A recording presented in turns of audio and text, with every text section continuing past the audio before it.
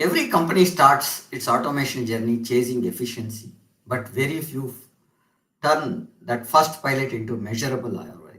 In today's hyper digital economy, isn't just about saving costs, it is a that strategic growth that levers transformation, how decisions are made, risks are managed, and value created. In this episode, Mr. Job Thomas, a leader in the intelligent automation digital strategy space, breaks down into enterprise can move from experimenting without bots to embedding automation as a core part of business. We'll explore why governance, data, and people matter just as much as technology, and how do automation ROI can be tracked like any other profit engine. To start with, we would run with a small video of what we do as a Power of Knowing platform, and then dive into the topic with the discussion with the speaker.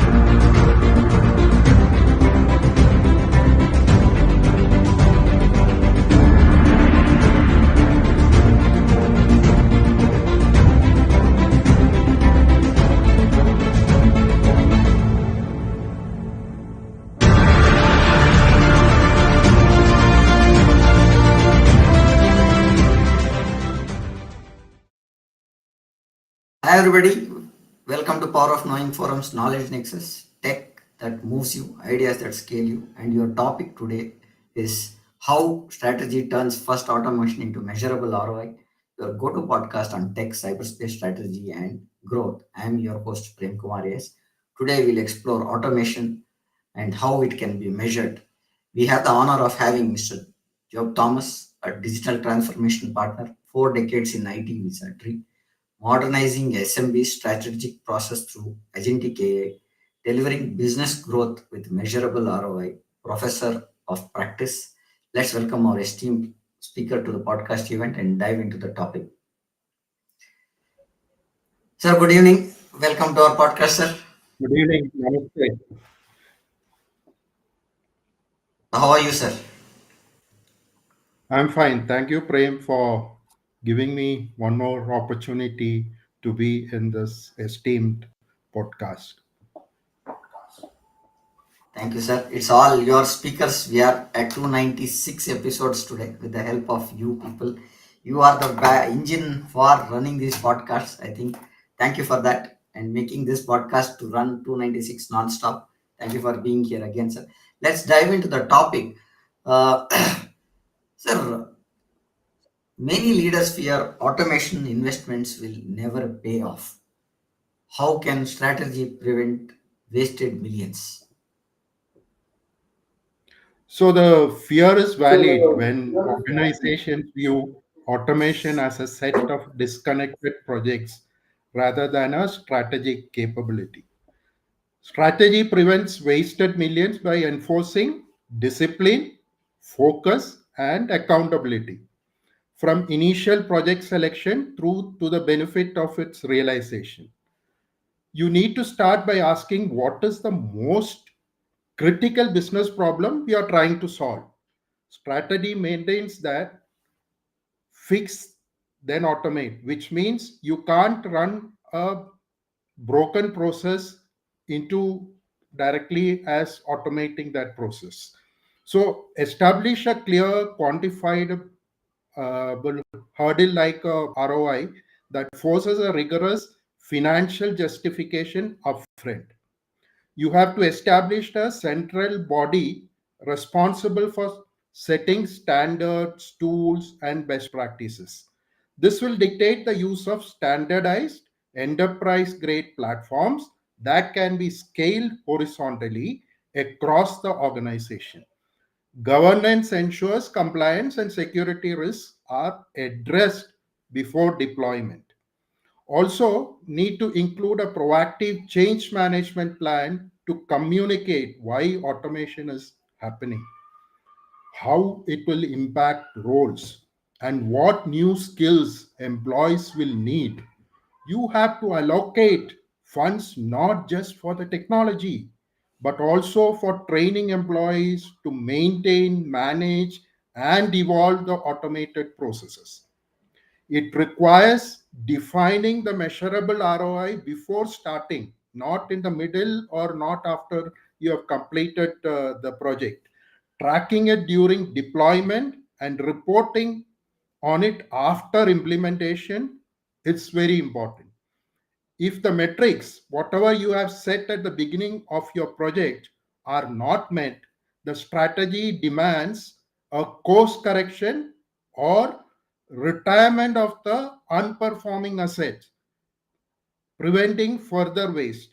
That is how you have to think and do automation projects.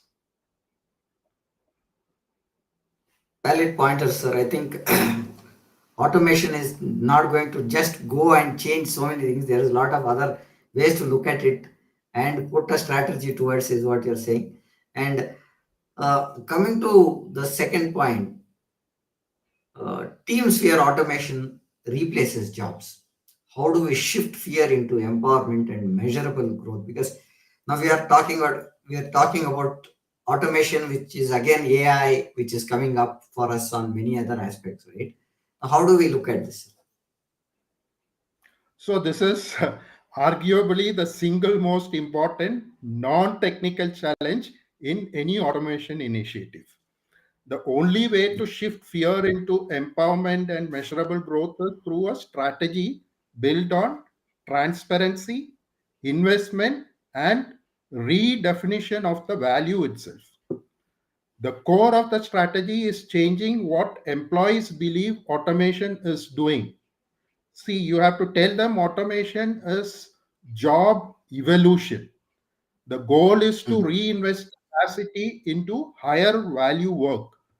The focus is on the new skills and roles that will be created. Frame the project as a way to create digital assistants that free up human capacity. So, what we are saying is what we are trying to do is only something that enables you or helps you, and that is not the one that is going to replace you.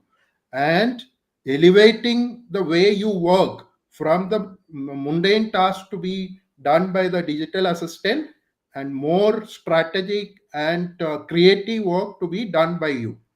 Fear is replaced by confidence when employees see a clear path to their own professional future. This requires a dedicated investment in upskilling and reskilling. Measure improvements in tasks that only humans can do. So you have to measure what are the tasks only humans can do as your performance appraisal thing, not what the tool is doing.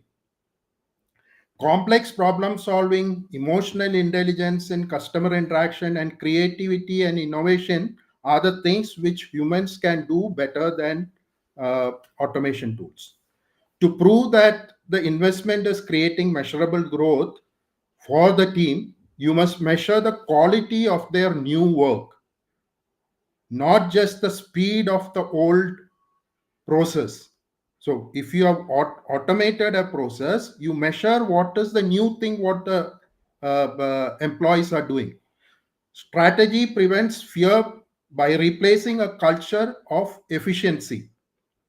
By being transparent, investing in teams' future, and measuring their growth in strategic human centric terms, you transform automation from a threat to a career accelerant.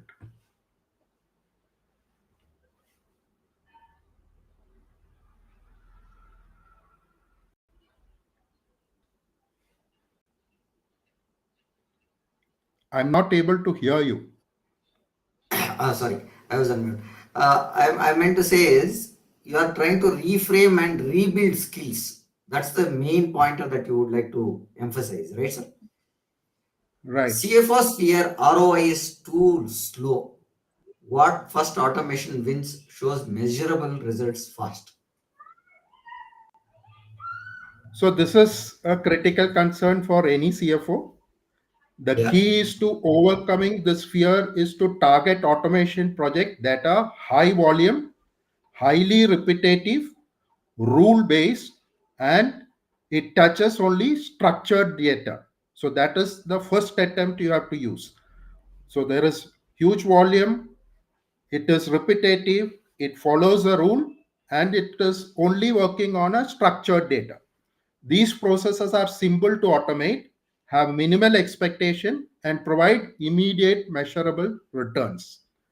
The direct reduction in staff hours spent on data entry and the financial benefit of capturing early payment discount could be a case for account payable uh, section for that organization. So it will provide a clear, quantifiable return. Similarly, accelerating the financial closing cycle of the function improves data accuracy and visibility for decision making while directly reducing the labor cost of routine time sensitive process visible by faster bank reconciliation or any other top of reconciliation. If you automate that, you're closing the books faster and the results are out faster and you can take decisions faster. And if you're coming to a HR's perspective, while sometimes considered an HR function, the quantifiable reduction in administrative hours and the faster time to productivity for new hires provides a solid financial case. So if you can put your new workers into effective uh, tasks, it is gaining. You're not the payment what you're making, you're already getting returns out of that. So what when we are preparing the project, what we have to think of is presenting this sort of small wins in the matrices which the CFO understands, like payback period, hours saved, cost reduction, error rate, cash flow impact. Use these terms to explain what will be the outcome. That is the only way in which you can take out the fear of any CFO. They need numbers. End of the day, they need numbers. Yes. What will show out and what is going to come in. So you give them their language. I think that is what it becomes easy for them to understand. Right. And not only them, even people who are involved in sanctioning your project also look at numbers because numbers talk the truth, right? I can give Mm. PowerPoint presentation, but that may not be the truth. But when you put it into numbers and present, that is closer to the truth. Your final product may not be exactly, but at least you're giving a direction that you Correct. can get your ROI at if you are following this process in your automation. Everybody has gone through those automation routes, right? So, and many see what I feel is why do so many first automation pilots stall after the launch? Your inputs on that. So this is common. You would have heard many times that the pilot was good, but then we Yeah. have not been able to scale it up, and we have closed that pilot, and we have moved to the next project. So I don't know how people are able to sanction multiple projects without showing the scaling up capability. So while the initial proof of concept or pilot shows great promise, the subsequent scale up often stalls. The Mm. reason for generally related to scaling complexity because you would have looked at a small minuscule process without looking at what are the outcomes other than that, and once you want to scale then the complexity you're visualizing, lack of strategic alignment. So the business has a particular idea from this automation project, and whatever you're doing as a pilot has no bearing to that business requirement. It is again going to stall. And organizational challenges. So basically when a small set of people are doing certain things, it may not be that difficult to attain certain thing, but when you have to do that for the entire organization, the challenges are much larger than what you would have thought out during the pilot. So rather than a failure of the technology itself, these are the things which are stopping you from scaling. Not the technology is not capable of scaling. Even that whatever you have used for pilot is capable of scaling, but the other things like this may stop them. Many pilots focus only on the technical feasibility. You're testing something which is already meant to do something. You're not testing the entire proof of concept for the benefit of the organization or the goals what the organization want you to achieve. They fail to demonstrate clear, measurable business impact that align with the executive strategic priorities. So your top leadership must have thought this is going to give you this sort of result, but once you have done the pilot, it is nowhere near that. So they'll say, no, I'm not sanctioning it to go further. The other thing is the pilot often chooses a simple, low hanging fruit process. However, if that process isn't first streamlined, standardized, and fully documented, the automation simply execute a bad process faster. So again, you're not going to get that benefit.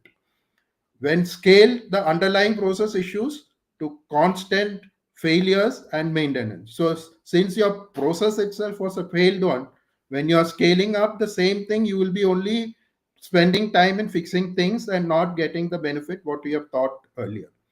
Also, scaling requires specialized skill in process discovery, development, and ongoing maintenance and governance.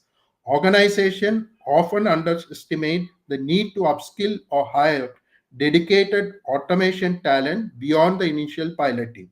So you would have had one or two people in your team who had the privilege of being part of the process proof of concept stage, but then you need much more resources and much talented resources if you have to scale. So you would not have taken them on board by the time your initial pilot is ending. So that is also a problem. You need skill within to scale, or you have to partner with somebody with more resources to scale it. So in short, a pilot proves what is possible. A successful scale up proves what is valuable, sustainable, Very and important. What manageable is within the organization's existing structure and culture. So you made a very important what is scalable and what is valuable. So that's a very important point. How it can scale and automation can scale and how it is valued once it is in a position to scale is a very important point. So with automation, there are so many compliance requirements which are coming up. And with that, leaders struggle to align automation with compliance. Like how do you design for HIPAA, SOC 2, or and even GDPR upfront? So your take on that, sir. So you need to follow this compliances necessarily because your organization is supposed to follow.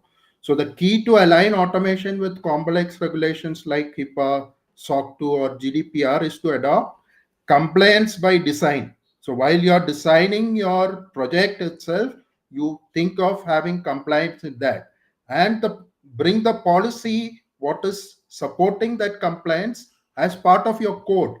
So when you're writing or when you're using the technology, those policies which are giving you those complaints has to be part of the code. Before automating, you must know exactly what data you have, where it is, and its risk profile. Proactively identifying the highest risk data processing activities for automation. So, first you identify which are the high risk items which you need to do for processing.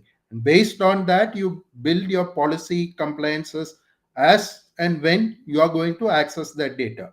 Every automated process must be governed by principles that meet the strictest requirement of all three frameworks if your organization is subject to all three, or the specific framework your organization is subject to. Automation logic is designed to only collect, process, and store the absolute minimum data required. So you have to expose the minimum amount of data only to automation. For tasks that don't need the full record, use pseudonymized or anonymized data. So if you don't need all the variables in a record, you only give access to the fields which is required. Compliance should be ongoing check enforced by code. So the code has to enforce at each level that this compliance is happening, not a post audit manual review. Use tools that continuously scan the automation environment for compliance drift. Automate evidence collection. So as and when we are doing, you also collect the evidence, how the data is used, where the data is used, what is being used. All those evidences also you should automate for audits. In essence, you must treat compliance requirements similar to functional or non-functional requirement. So when you are taking your functional or non-functional requirement from the users, you also have to take the compliance and use that for automation from day one and not as an afterthought. Then only your compliance to all these three frameworks, what we have talked about, will be up to the mark and without any audit objections.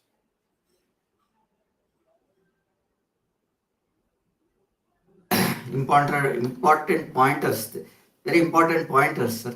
Now, again, coming to the SMEs that we have, right? So they build something, and after that, SMEs complain automation costs more than it saves.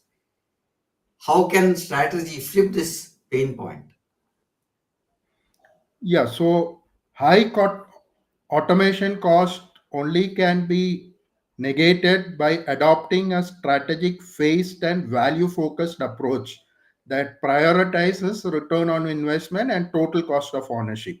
So, while taking up the projects itself, you should be aware whether what is the type of returns I'm going to get from the investment and what will be the total cost of ownership. Most of the times, people will only calculate how much to buy the license of a tool or how much time the partner will be taking to implement that, but they may not be looking at how much it takes to run it for 3 years or 5 years.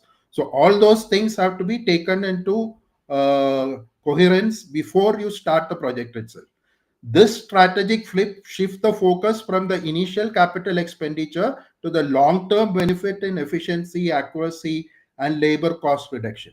So, the moment you know the total cost of ownership and the ROI, then you will think, okay, I'm going to get this money from efficiency, this from the accuracy, this from cost reduction in the labor, all those things. So if you know, in most of the SMEs, if you have to scale, what you do is you add additional manpower, right? Instead of think of this, certain processes are automated and with the same set of employees, set of people who currently you can be scaling up your operations. So that is again a gain. Instead of a large, expensive, and risky enterprise wide deployment, SME should prioritize processes that are most repetitive, time consuming, prone to human error, or involve high volumes. So, your choice of the project is also important for SMEs. Automating small critical workflow first provides immediate measurable savings and builds staff confidence. So once you prove that this is giving back money back to you or giving savings to you, it will improve the confidence of the people who are involved as well as the management. So SMEs often focus only on the upfront purchase price, like I told you, right? But Right, the true measure right, is right. total cost of ownership and the payback period, how much time it is going to get back your investment.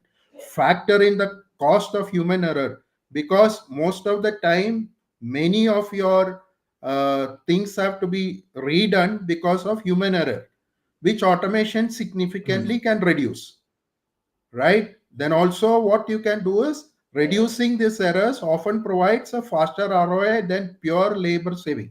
So you may not only think of only saving that cost of a person who is doing it, but the lesser the error, the better your operations are also going to be. A strategy that only measures direct labor cost reduction misses significant long term value.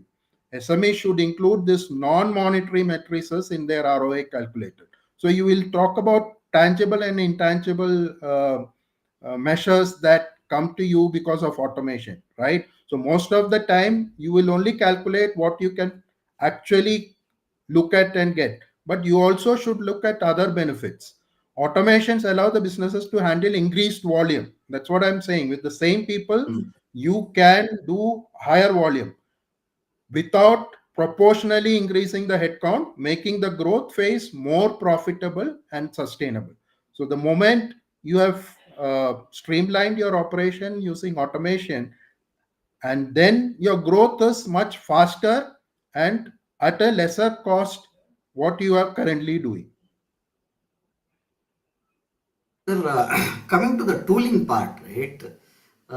Most of the tools are purchased just like that, right? Without even testing it.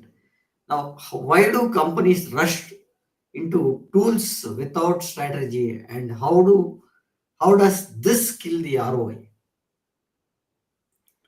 So it's a common and costly pitfall. Most of the smaller and even larger organization do, known as Fall tool in. first implementation, right? Yeah, So right. technology vendors are excellent in selling a potential of their new product, right? Right. Leaders are drawn to the promise of a quick fix and fear of missing out as a competitive edge, leading to impulse purchases.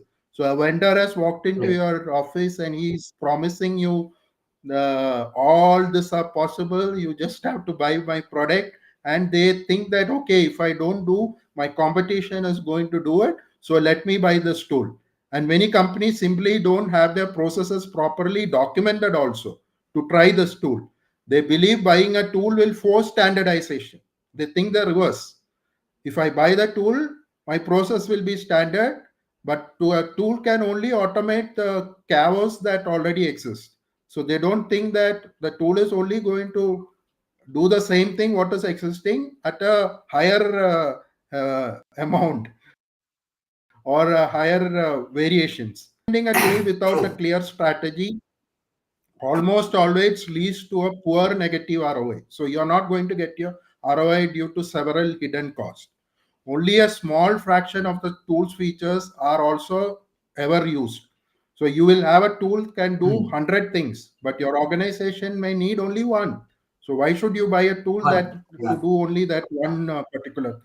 The company is paying for an enterprise solution when a basic or free option would have sufficed.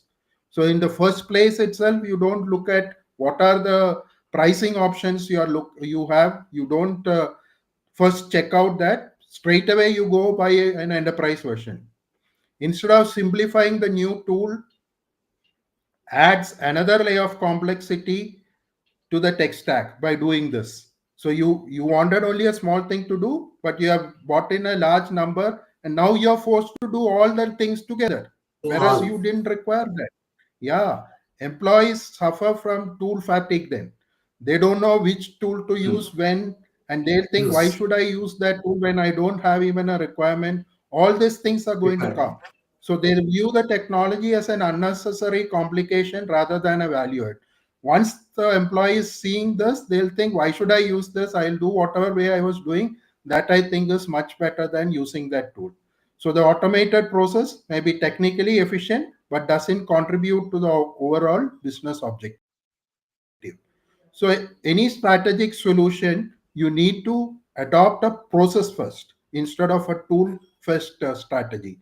So you map the process, design the future state, and see whether the tool considering will help you in reaching that future state. Then select the tool. That is going to give you Hmm. the advantages what any automation effort is going to give you rather than just taking a tool and thinking of how to use it.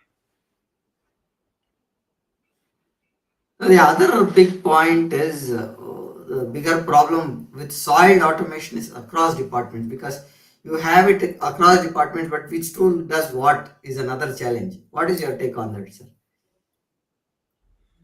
So it is basically a creation of a fragmented customer journey and a crippling lack of end-to-end data visibility. That is only creating the Hmm. siloed implementation of uh, Implementations. projects or automation, right? So if you know what exactly is your customer journey and what are the things that is preventing comfort to your customers, what data are available to you. If you know all those things, then you definitely know how to get the things done, and that is going to give you a return on investment and an operation efficiency. So it leads to fragmentation of the customer experience if you are doing siloed implementation. It is also going to give a death to your data because you are not capturing everything. You are only capturing part of the data, right? And insights and escalating cost and complexity. It is going to increase that. So the solution is a strategy first approach, which involves mapping end to end value chain. So you need to see the entire thing from both your customer point and your supplier point and your employee point. See how those journeys are working for you within your organization before selecting the tool, ensuring that any chosen technology is either a single unified platform or is designed for seamless real-time data integration. So either it should be covering everything or it should provide you integrating your existing data into that tool so that you see the complete cycle in one place. Coming to our next point, we've discussed this at a brief because we said why at scale. Why do most first automation fail to scale? That's the point that we discussed because we started with automation at sometimes fails and the POCs does not scale up. That's what we spoke. But how can the leaders fix when something is given to them is not a scalable product? Or how can leaders fix it? So why they fail to scale? Because they are treated as isolated technology projects rather than strategic business transformation programs. Okay, so the failure point is typically the transition from a limited, isolated success to a robust enterprise wise capability. So you are only able to make a small fraction of your entire enterprise requirement to automate. So, automating broken processes, lack of centralized center of excellence, underestimating maintenance, and fragility of poor processes and tool selection for scaling are some of the reasons why the automations fail to scale, right? So, scaling successfully requires a strategic shift from project thinking to a product thinking. So, Yeah. don't consider it as a product, which is treating automation as a core capability of the business. So, the product is used for automation as a core ingredient of your organization. So you're not just using it for a single or double processes. The entire organization you're looking at that, and you are looking at the reusability of that across the business areas. Then it can happen that whatever you have done as a pilot can scale to the whole enterprise and give you results which are more valuable than initially what you would have thought of. Sir, again, coming to the numbers that automation bring in when we spoke about the CFO part, boards need proof of ROI, right? And that exists. And how do we build automation in such a business case that it speaks to finance clearly? So that requires shifting the focus from simply saving time to a quantifiable financial metrics and strategic value that resonate with the board and the CFO.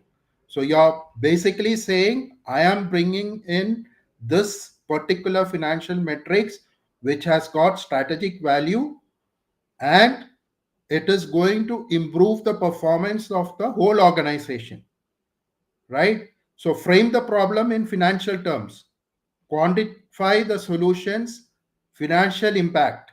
So you will say, right, when we started, one of the things what you will say is this is the ROI.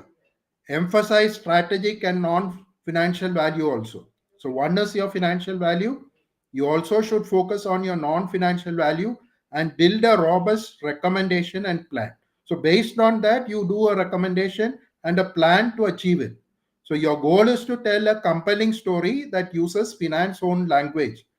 Matrices like net present value, payback period, day sale outstanding. So, to illustrate how automation is a strategic investment that reduces risk, enables growth, and improves cash flow, not just a tool for cutting headcount.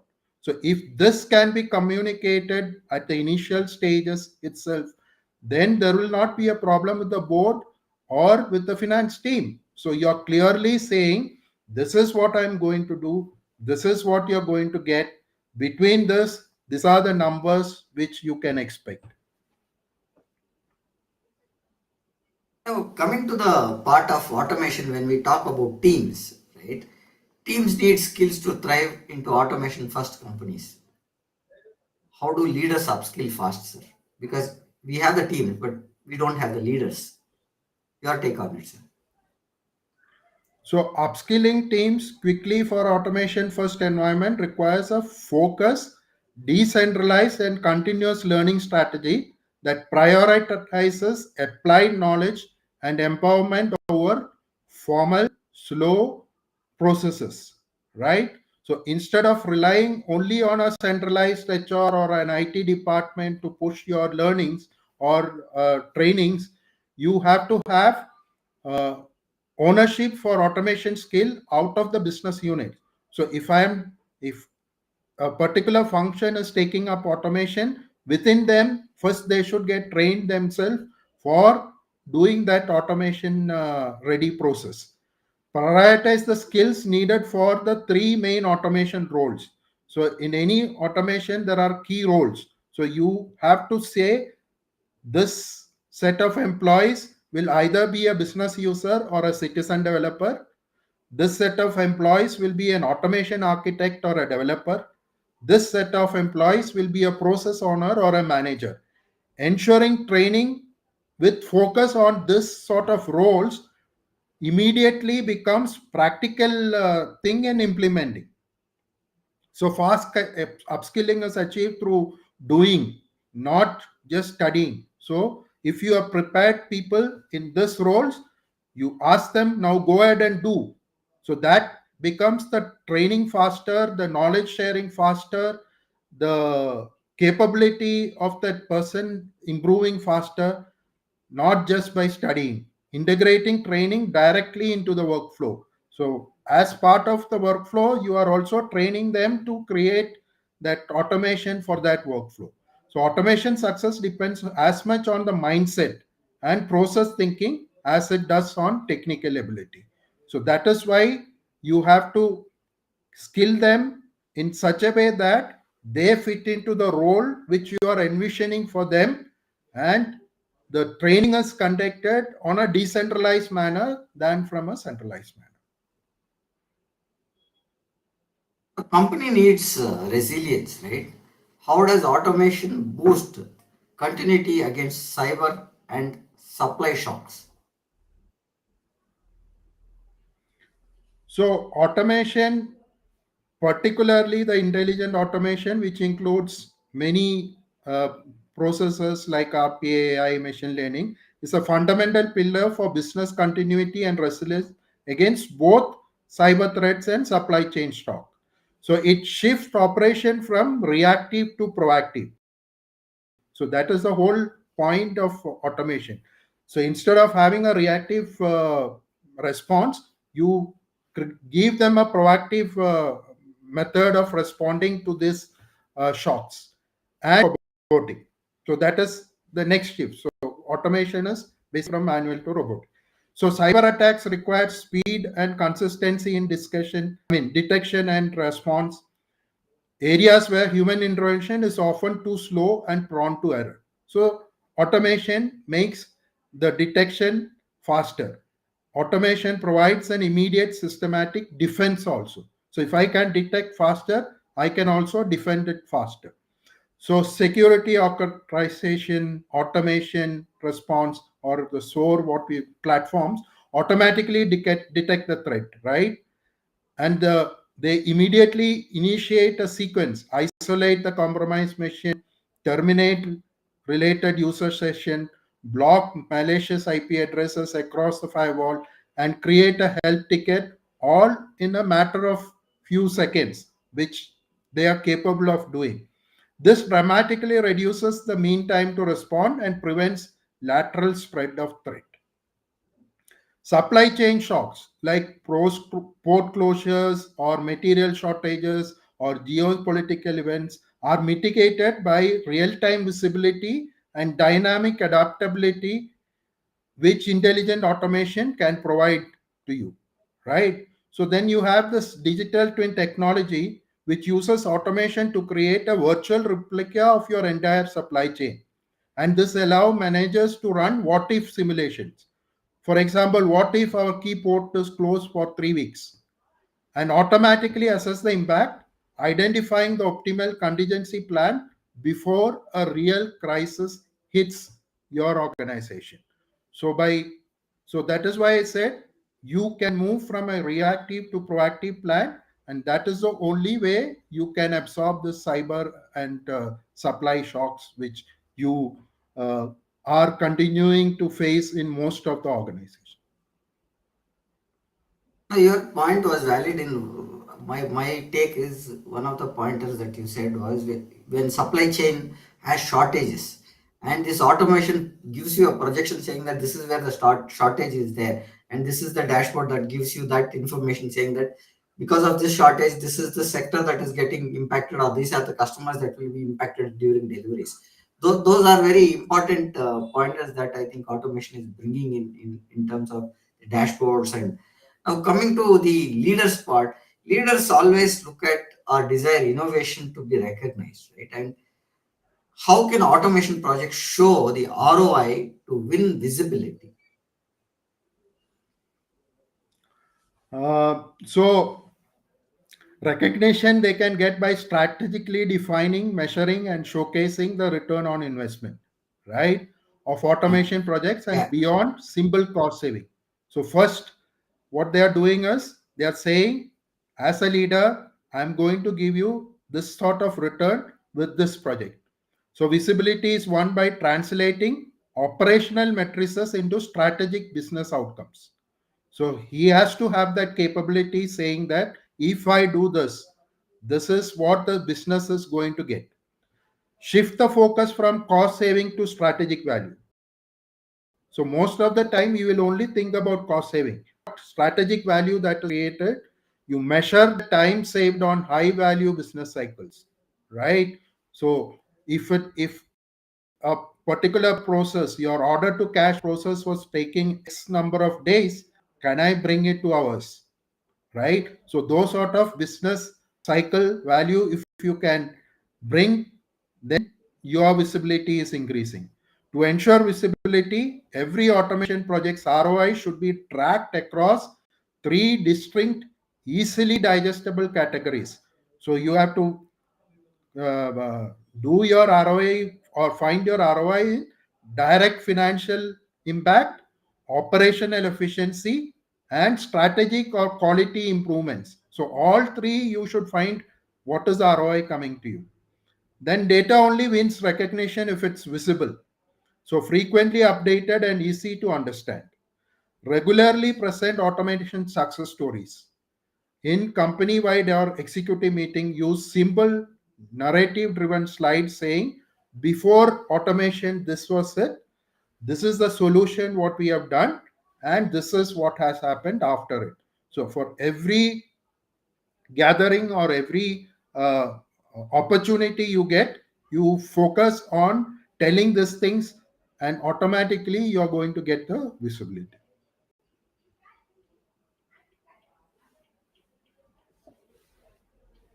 Sir, we spoke about visibility, right? Now, how do we look at that executives desire faster scaling? Because one is visibility, then they think about how to scale it faster.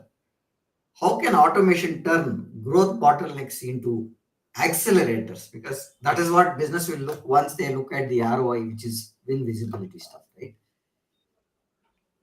So for Growth, what you have to look at is you have to provide elastic capacity, systematic consistency, and speed that human centric processes inherently lack, right? So for with humans you can't do elasticity because you know that person can do only that much of work.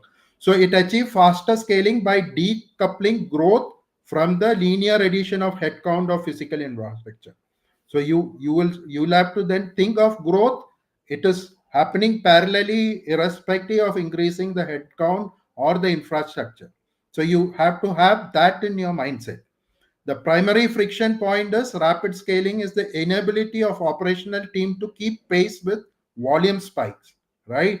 So in a growth, what is happening? The volume is increasing and the current team is not able to cope with that. So automation offers an elastic solution, right? So whenever you need, you deploy multiple of agents. Whenever you don't need, you scale them down. So companies can quickly scale up automation capacity during peak periods and scale it down during low volume sale, or when things are not that great in demand. So optimizing your resource utilization and avoiding the cost of maintaining excess human capacity. So this automation tools can scale up when there is enough requirement and scale down when that requirement is gone. So many growth bottlenecks occur in processes that touch the customer or revenue stream. Automation drastically reduces the cycle time for these critical functions. And when a company goes through mergers and acquisition, integrating two disparate systems is a major bottleneck. So there, this agents acts like a digital glue, quickly and accurately mapping and migrating between legacy platforms, accelerating post-merger integration. So in case of acquisition, you can integrate the existing system faster and take benefit of that. Growth often introduces complexity, leading to process drift, errors, and compliance failures. Automation provides the structure needed for sustainable high quality growth. Automation monitors system performance, database size, and server loads in real time. It can automatically trigger maintenance scripts or escalate issues before they result in a system crash or major downtime, ensuring the IT infrastructure can support the increased scale. So once you are automating your IT infrastructure to adapt to the growth, your scaling becomes easier. So this is how you can uh, quickly get into the growth stage. What you are saying is remove the bottleneck and look at automation core repeatable processes, right? So that's what we are talking about. Correct. So the bottlenecks So mostly comes because of your uh, capacity of infrastructure and the headcount. So when you're automating, you have to think in a different way so that these two bottlenecks are not there for you to grow.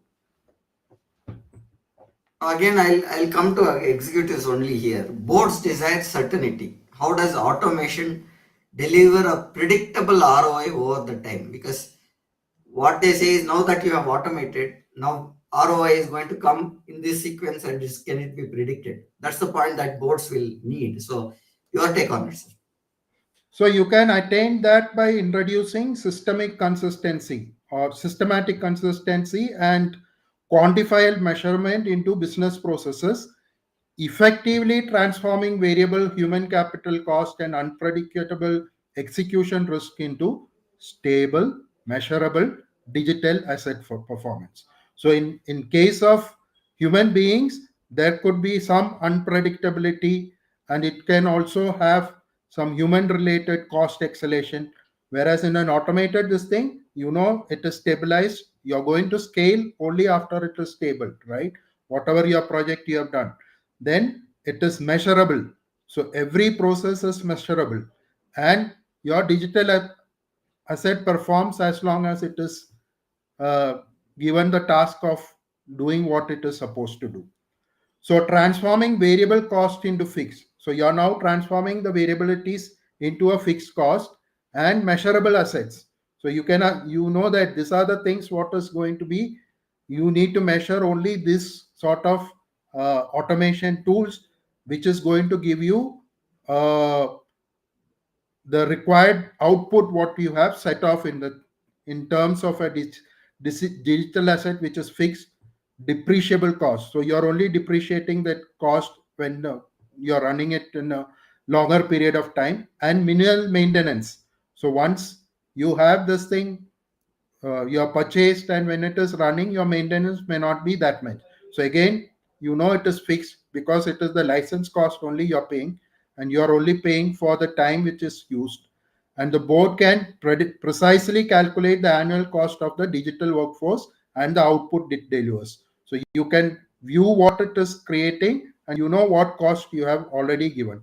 Then you have eliminating execution risk and variability. So uncertainty often stems from human error and process deviation that we spoke earlier. So automation standardizes execution, guaranteeing a specific measurable outcome. And the last one is long-term strategic value certainty. So beyond immediate saving, automation creates structural, predictable advantages that secure long-term continuity. So you are also getting a strategic value over a period of time. And intelligent automation tools use machine learning to analyze operational data generated by this automation tools and identifying further bottleneck or optimize the opportunity. So they themselves are capable of rectifying things which are there coming on their way. This creates a systematic, predictable path for future ROI improvements as opposed to relying on intermittent human reviews. So this is perfectly available for the leadership to see that it is getting spread across time frames so that they get the benefit across those periods.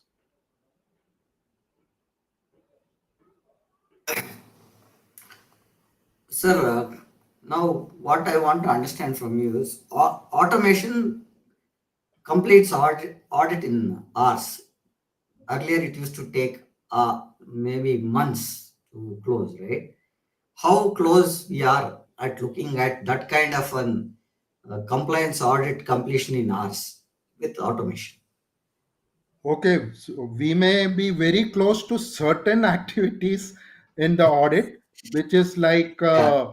being measured in hours, not months, for the preparation and evidence collection phases, right? While the official external auditors review cycles still may take weeks or months, which we cannot avoid because it is their capability which is being utilized. They may have their own issues in doing it faster or things like that. So basically, automation has fundamentally transformed the preceding work, making an organization audit ready 24/7. So at least automation can bring you up to that. You're audit ready 24/7, but the audit may take time. So the goal of hours, not to months, is being achieved by shifting compliance from a periodic reactive fire drill to a state of continuous compliance monitoring. So that is what automation is helping you with. Earlier, you used to only gather documents or evidences or whatever you required at a particular time when the audit was coming in. But now you can continuously do it. So that's why I said you can be audit ready 24/7, but that continuation of the audit may take further. So compliance automation platforms integrate directly with your cloud environments, ticketing system, HR tools, and things like that. So they automatically and continuously collect and map evidence to specific control requirements, whether it is your SOC 2, ISO 27000, or HIPAA. So that's why it is audit ready 24/7. So automation tools continuously monitor all defined controls. If an employee accesses a permission, violate a security policy, the system alerts the team immediately and Hmm. can even auto remediate the issue. This eliminates the risk of major compliance failures and ensures that when the auditor arrives, the controls are provably operating effectively, reducing the time of the auditor for needed for the testing. So you have reduced the time for evidence and you have reduced the time for setting. but Correct. you are still a long way to go for the entire audit process to come to hours and not in months or days. Yeah. Now, let's take an example of automation experience for customers. Picturing customer experience to be so seamless, it feels invisible. Can automation deliver that fantasy? Because customer experience is one thing that is always in the center of attraction because we need to keep customers to run our business. Your take on it, sir. Yeah, so it is capable of delivering. So the invisible customer experience is one where the customer's needs are anticipated and resolved instantly without manual intervention, a phone call, or even having a navigate through your website. So automation achieves this by shifting the focus from reactive to proactive, making the underlying business processes disappear from the customer's view. So the automation process knows what are the process involved in the backend, so the customer need not always have to see what is happening in the thing. So in one way it is making invisible the customer experience.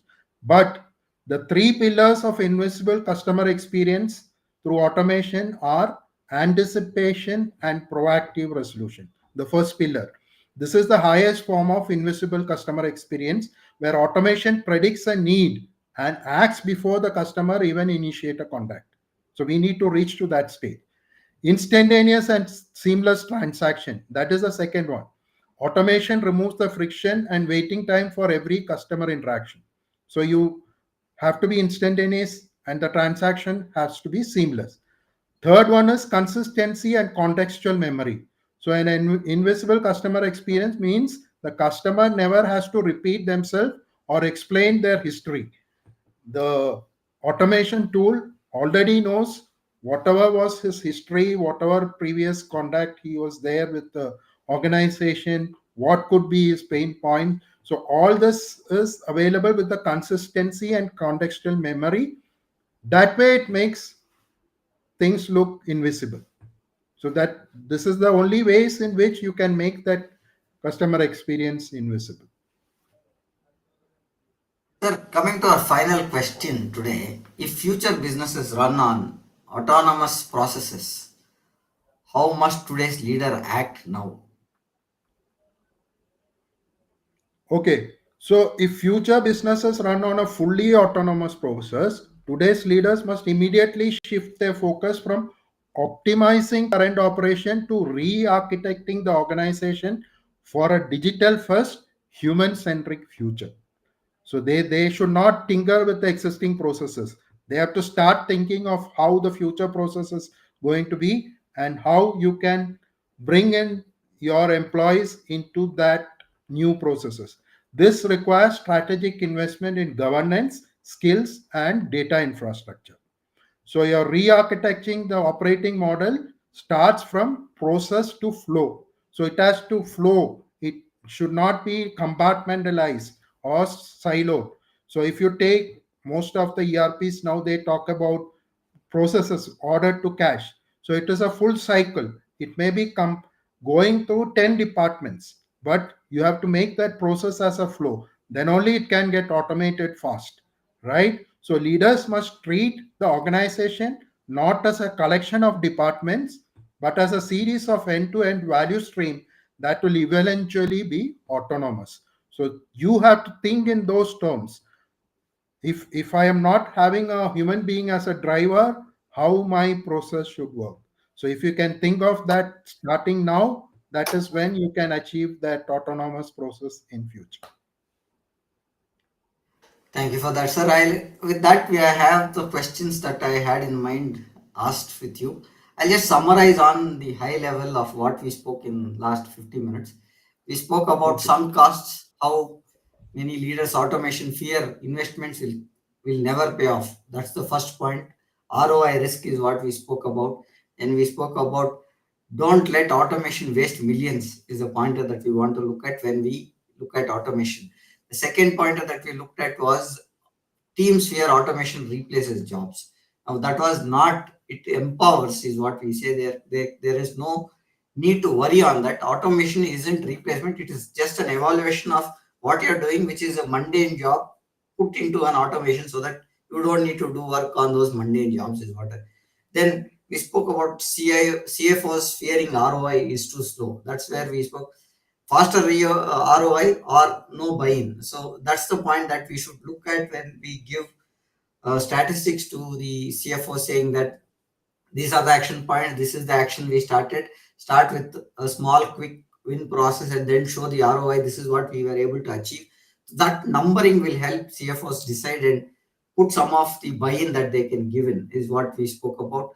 Then we spoke about automation fails without adoption, because most of these projects fail because they are not scalable. That's the point that we spoke. And how we also spoke about how leaders fix that failed non-scalable projects into better shaping projects and adopting them for uh, more better automation and ROI. And then we spoke about resource or leaders struggling to align automation with compliance. We spoke about how to design a HIPAA system, a SOC 2 system, or a GDPR system.